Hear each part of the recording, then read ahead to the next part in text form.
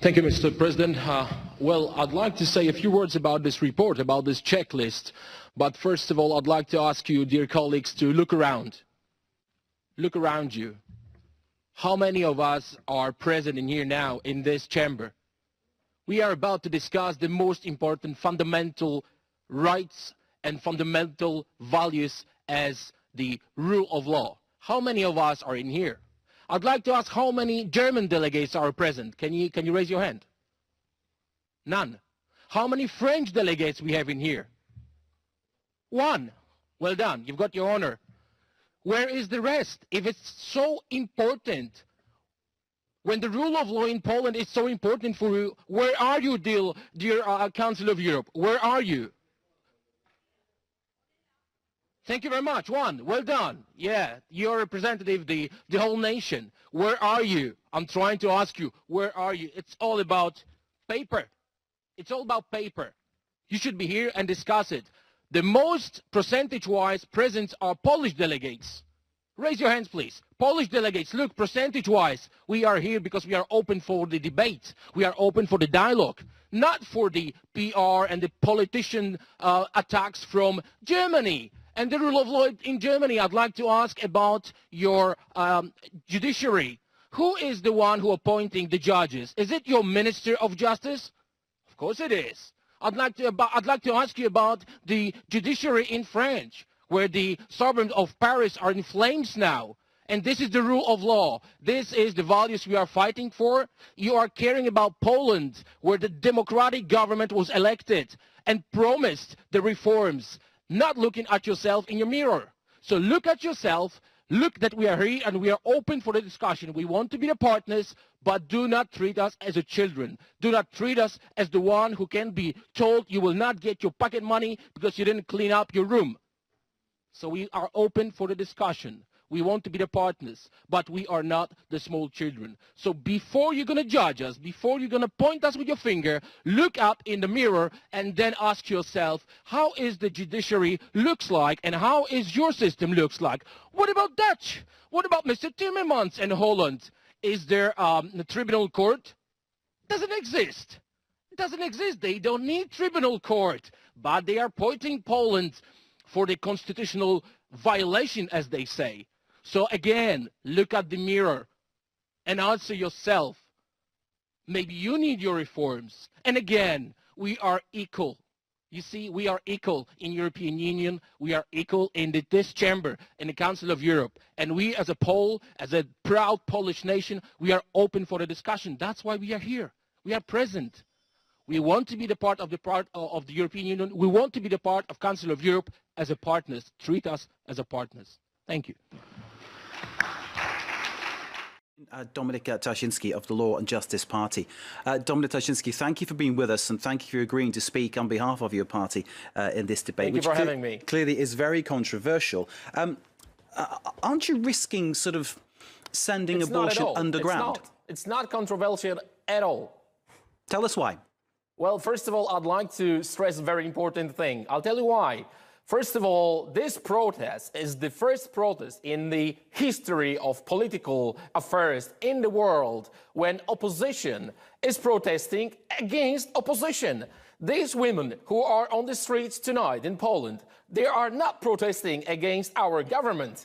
They are protesting against opposition in the parliament. Why? The opposition voted against their bill, against their project. They betrayed these women. So when you ask them why they are on the streets and why there is no opposition leaders or politicians on their platforms, you will hear what I heard because I attended one of these protests. They will never, ever be allowed to come up on the platform during these protests. Politicians from the opposition's party. That's what I heard from them. So again, this is the first case in the history of the political world when the opposition is protesting against the opposition. That's number one.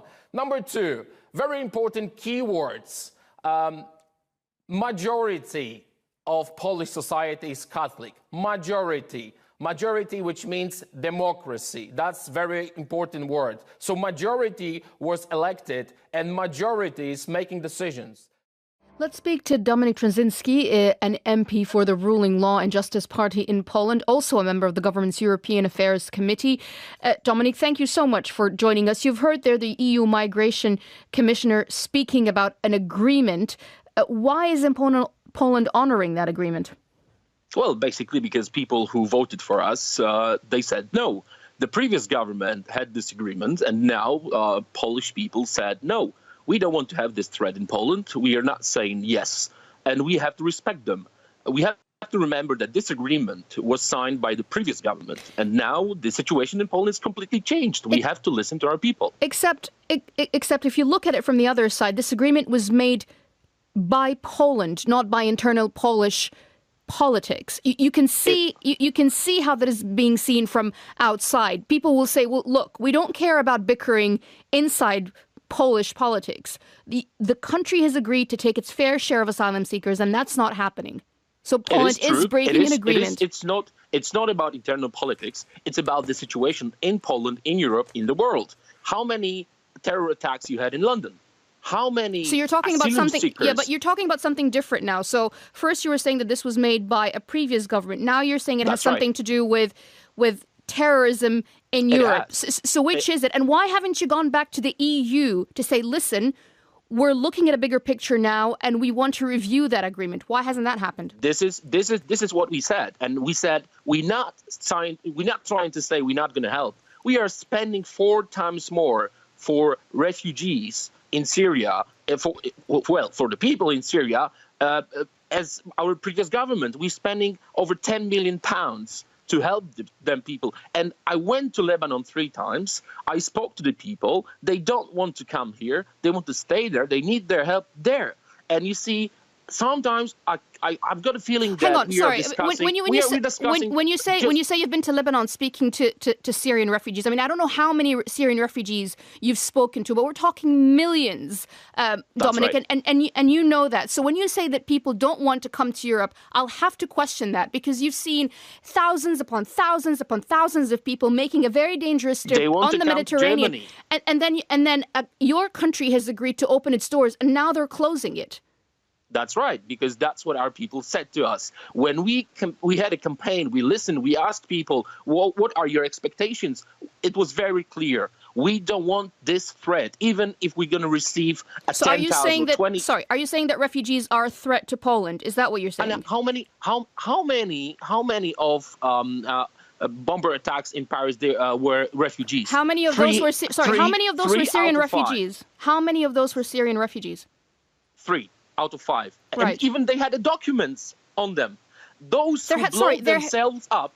Yes. Sorry. Those who blow themselves up. I have to stop you there, Dominik, because you're mixing. Sorry, you're mixing facts. First of all, you talk about a political disagreement within your country. Now you're saying to us that people feel threatened. Political disagreement is about what people want, what people expect. Yeah, but what about politicians supposed to listen to the people, and this is what we do. What about your country's commitment within the EU? What about your country's commitment to opening its doors? What about EU commitment about Nord Stream 2? Where is solidarity when Germans are signing with Russians a deal without really talking about this deal with EU members? They don't care about that. They're just making the business. So where is the commitment from Germany's side?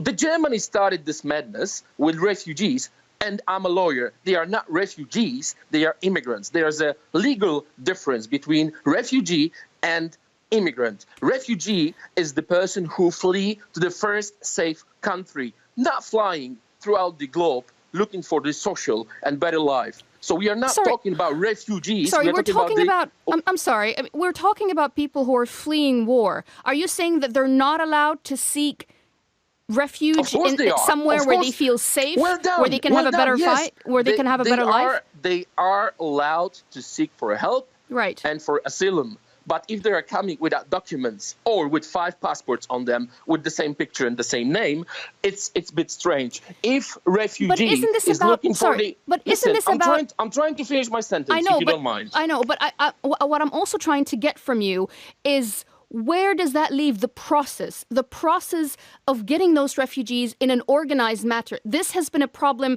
for months and months, if not years now. Why hasn't the European Union, Poland included, agreed on a process to bring in those refugees without causing chaos every time they knock on your doors? Because 262,000 refugees just disappeared in Germany. Nobody knows where are they, who are they, what are they going to do.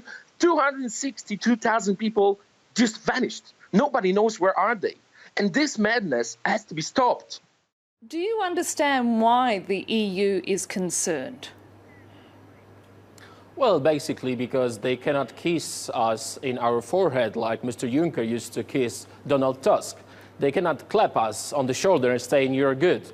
They cannot really do the Nord Stream 2 with Russia without our comments. They cannot make businesses as they used to do. Now in Poland, we have the lowest unemployment in history within 26 years. We have a growth which was never seen in the newest history of Poland. That's official data.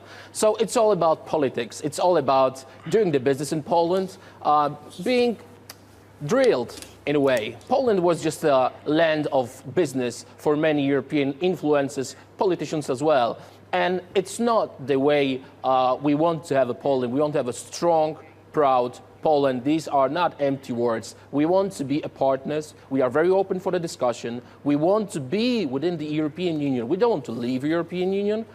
We are not populists, nationalists, but we don't want to be treated like small children. And we want to be a partner, and we want to be listened. No one really spoke to us. No one really asked us about anything. Mr. Timmermans didn't ask the Venice Commission. He just go out and gave his opinions, political opinions. As I said, he never mentioned any paragraph. And he's not even elected. And he's trying to tell me about the rule of law. More respect. And think about it. We want to be the part of this family, but respect us.